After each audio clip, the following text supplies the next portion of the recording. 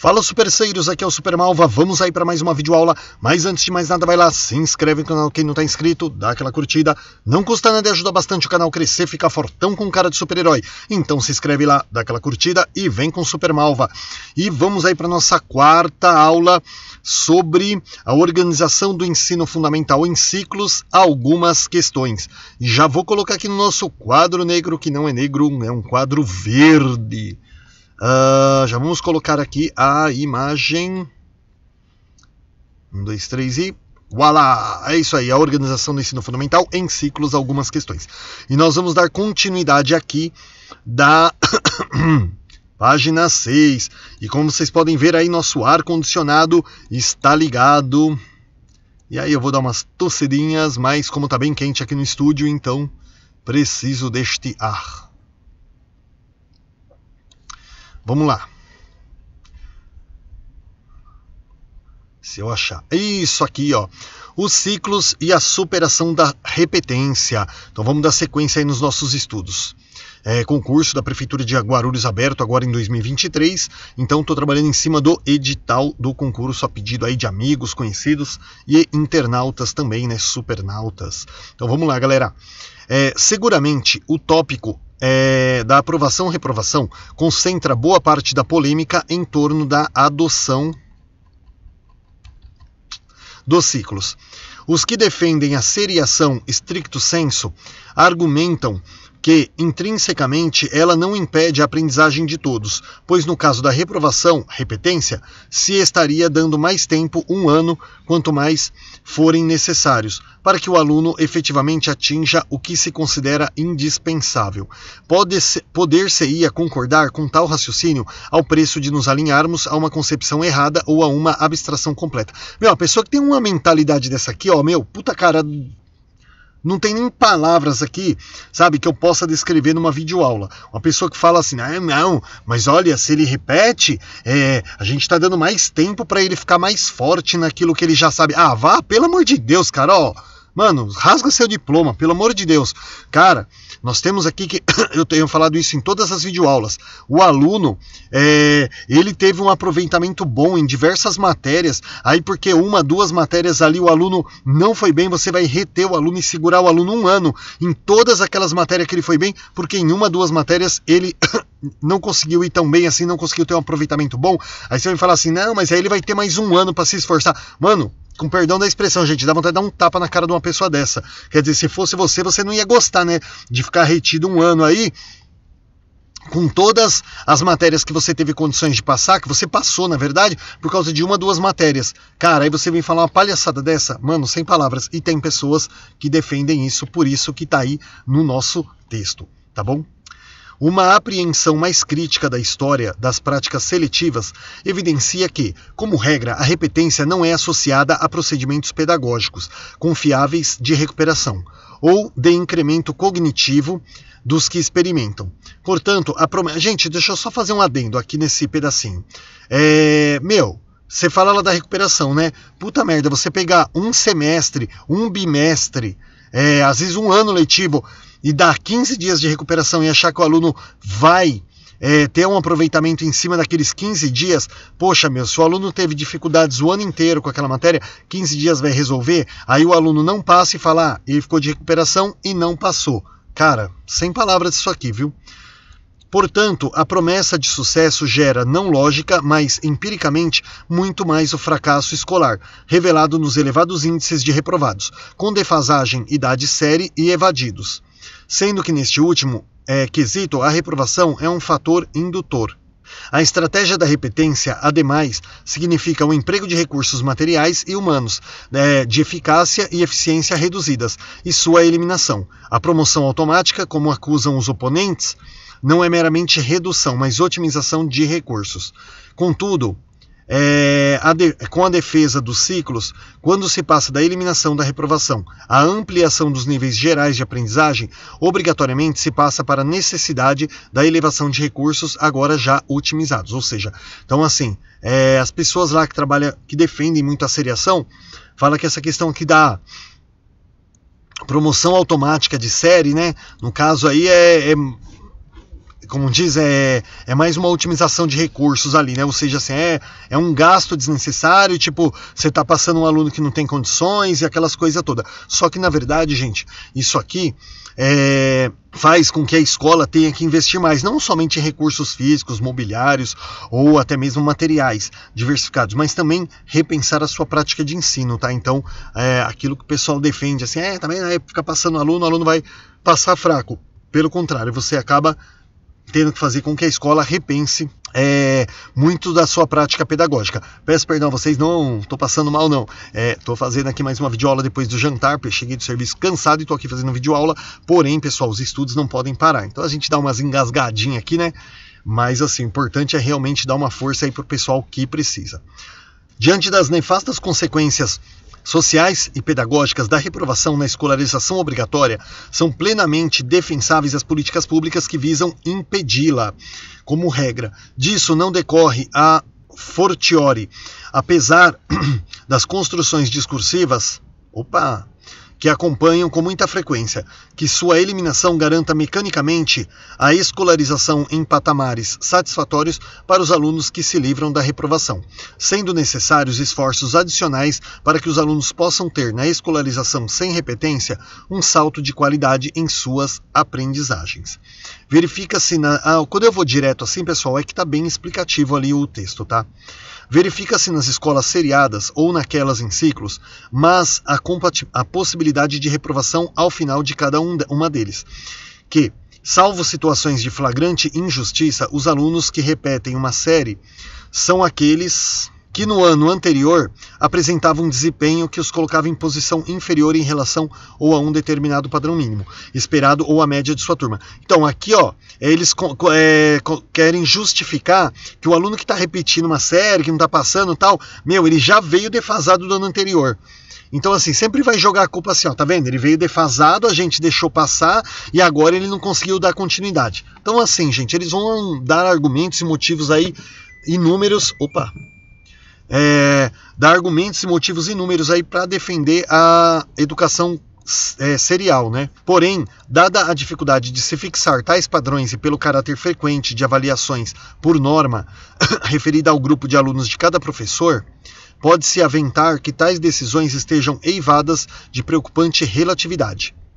Considerando a hipótese de que os alunos repetentes são alunos que podem ter tido efetivamente baixo aproveitamento, supondo algum tipo aceitável de critério, no ano anterior e para os quais uma solução pedagógica seria justamente a repetição para melhorar sua aprendizagem.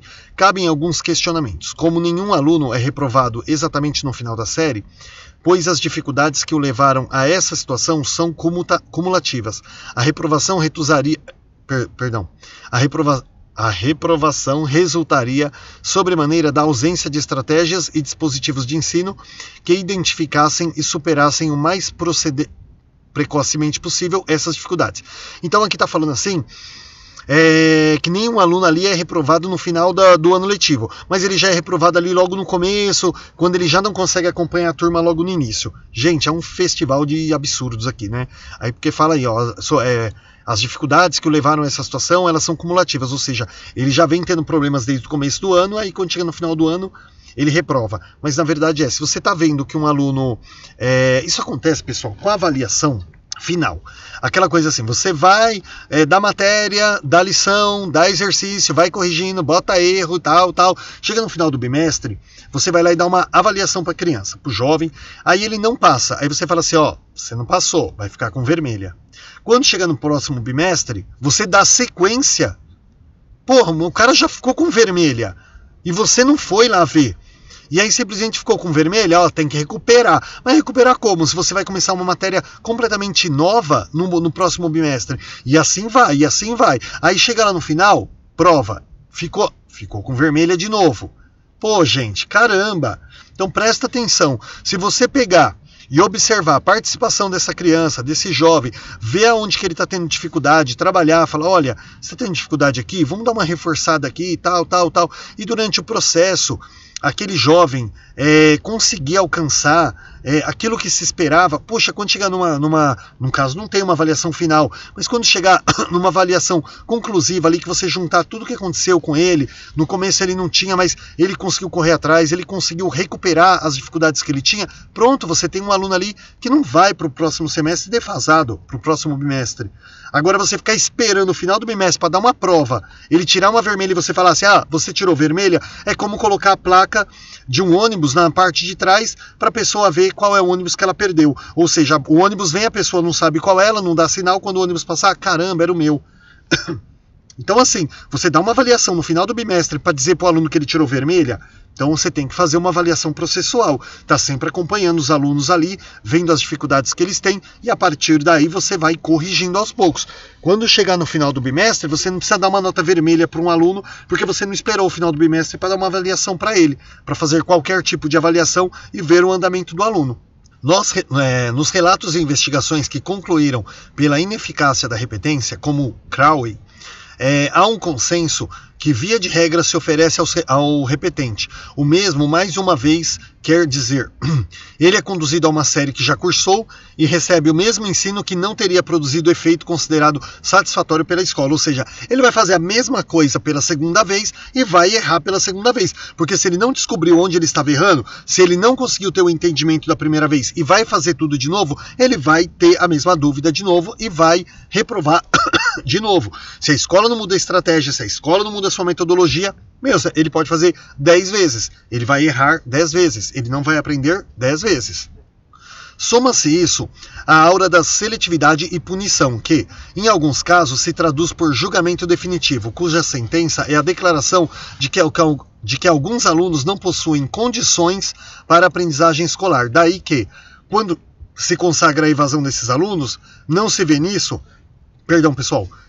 motivo para indignação e busca de explicações e reversão. Ou seja, se o aluno passa de ano, a escola é ótima.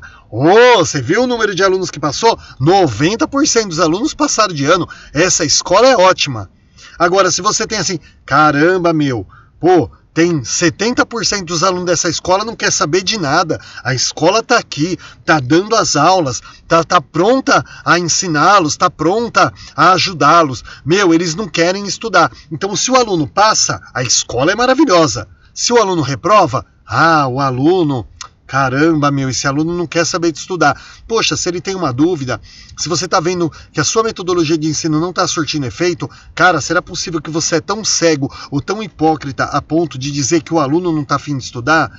Será que não é melhor você repensar a sua prática de ensino? Tá? Então tá aqui eles colocando que muitos alunos aí que repetem e voltam a repetir e acabam por abandonar a escola é porque eles não tinham a capacidade não possuem condições para aprendizagem, né? Então a culpa não é da escola, o aluno é que é burro e não vai aprender.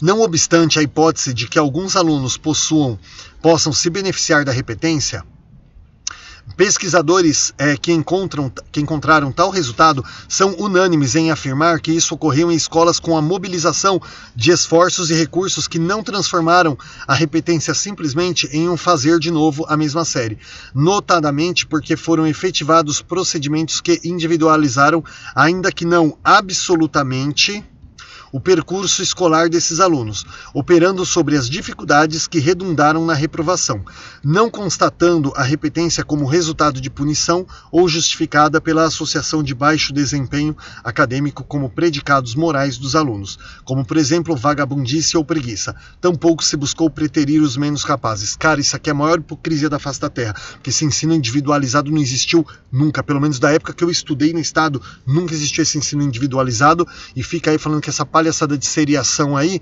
que não, isso aqui não é repetir ele como uma forma de castigo, não, olha, teve um aprendizado. Mentira, gente, o jovem voltava a fazer a mesma série nas mesmas condições e voltava a fracassar.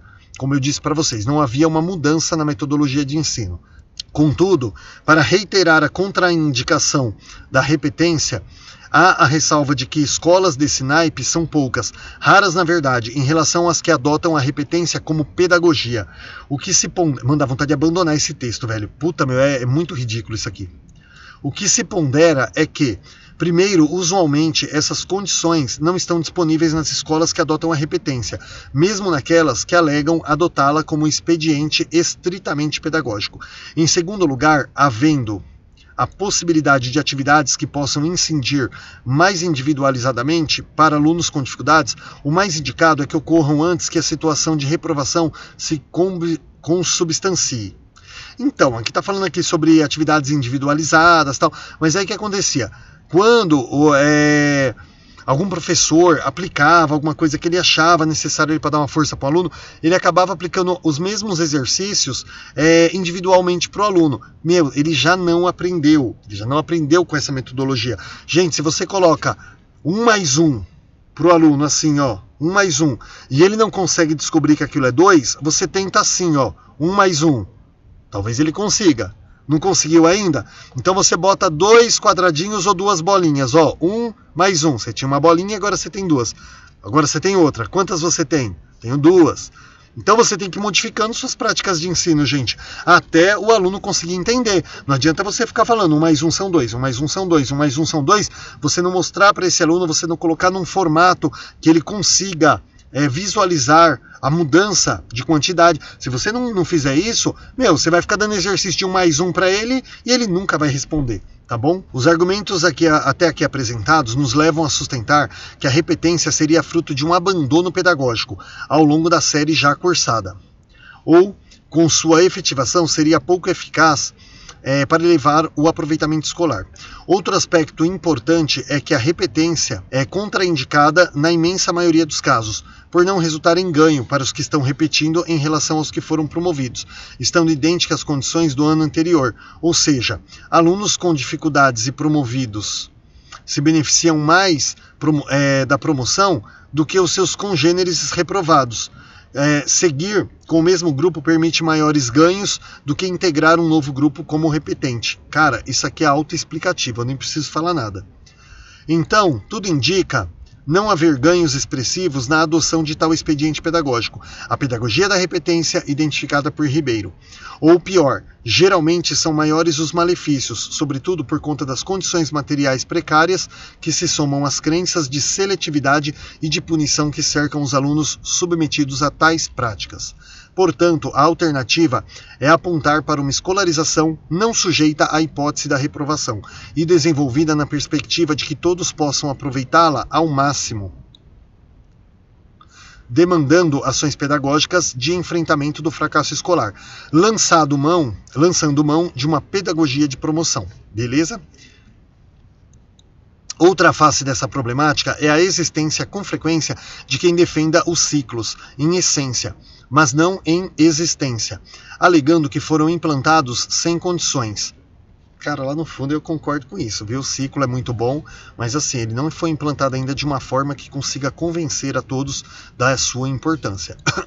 Mais ou menos veladamente, o encaminhamento seria a volta ou a manutenção da seriação. Contudo, trata-se de uma posição frágil, pois em primeiro lugar daria a entender que nas situações sem condições bastaria a seriação. Em segundo lugar, a defesa das escolas com condições é o conditio sine qua non. Nossa!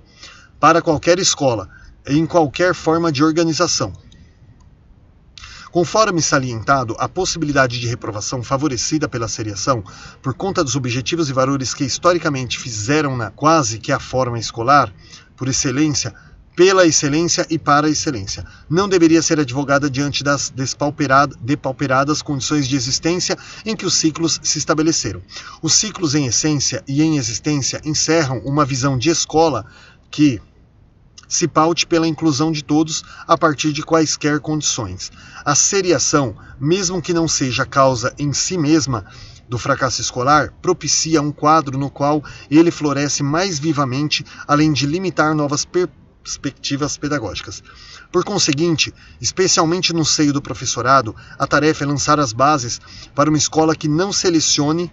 Dá para aumentar um pouquinho, dá não? Oh, caramba, agora ficou melhor, hein?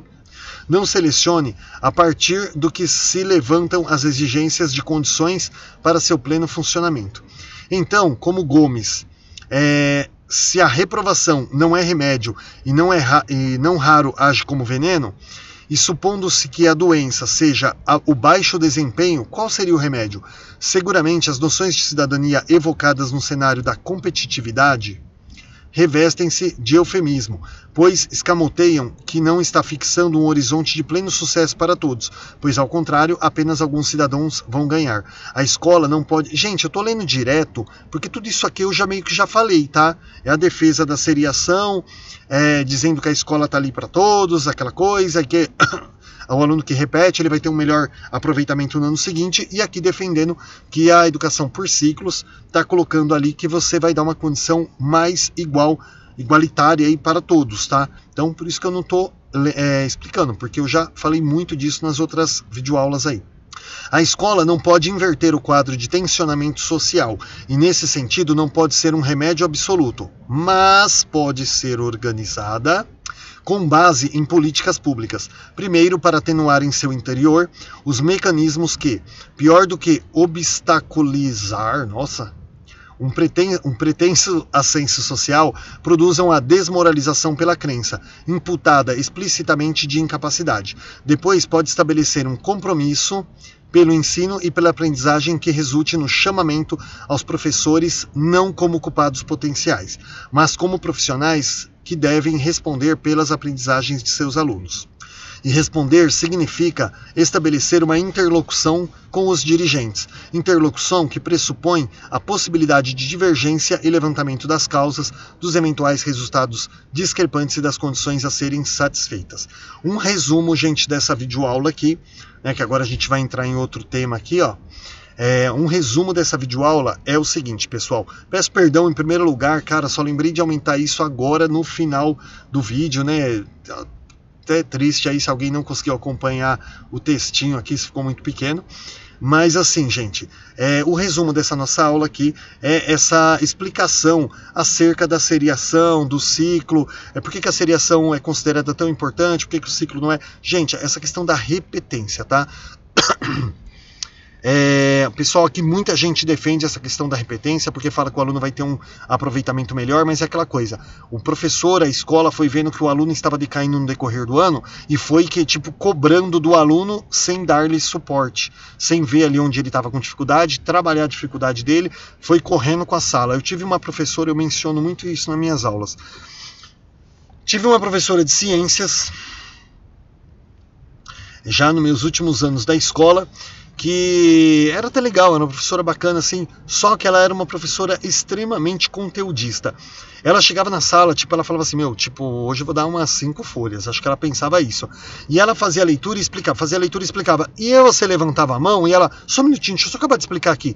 Aí explicava, acabava aquilo, gente. Ela começava a explicar outra coisa e eu ali esperando. Chegava no final da aula, às vezes levantava a mão de novo para fazer uma pergunta lá do começo da aula. E ela mesma não sabia explicar, porque ela já nem lembrava mais. E aí eu parei de levantar a mão, os alunos... Então ela chegava lá e falava. Acabava a aula, dei meu conteúdo. Puta, gente, mesmo nem se eu tivesse um computador ali, se eu tivesse um processador ali de 1 terabyte, eu conseguiria pegar toda a informação daquela mulher. E aí, cara, ela era legal como pessoa, mas como professora, eu nunca esqueci dela. Uma pessoa era horrível como professora. E então, assim, era uma professora, gente, que eu não conseguia aprender nada. Porque ela se pegava tanto em conteúdo. E aí, isso quer dizer, eu ensinei, se ele não aprendeu, é problema dele. Era mais ou menos assim. E aí a pessoa vai ter dificuldade, faz uma prova. No caso, não aconteceu com ela ali, pelo menos eu não me lembro. Mas aí a pessoa vai lá, faz uma prova, repete, ainda vai dizer assim, o aluno que não pegou. Ele não tirou dúvida na sala, mas, cara, você levantava a mão, ela não deixava você fazer pergunta. O importante para ela era passar a quantidade de conteúdo, cumprir a meta de conteúdo que ela tinha separado para aquela aula, tá? E esse tipo de coisa não pode acontecer. E isso acaba resultando aí numa decadência do aluno durante o ano letivo e chega no final, é óbvio que ele vai reprovar. E quando reprova, a escola vai lá e coloca que o aluno que não teve interesse ou não teve condições, tá bom? Então, gente... A gente aqui vai defender sim o ciclo, vai defender o aprendizado, as condições iguais para todos, não apenas de acesso e permanência, mas também as condições de aprendizagem em igualdade para todos, beleza? Pessoal, não deixa de se inscrever, de dar aquela curtida aí para dar uma força no canal, passar para os amigos aí também que estão precisando das videoaulas, tá bom? Um abraço a todos, bons estudos e até a nossa próxima aula.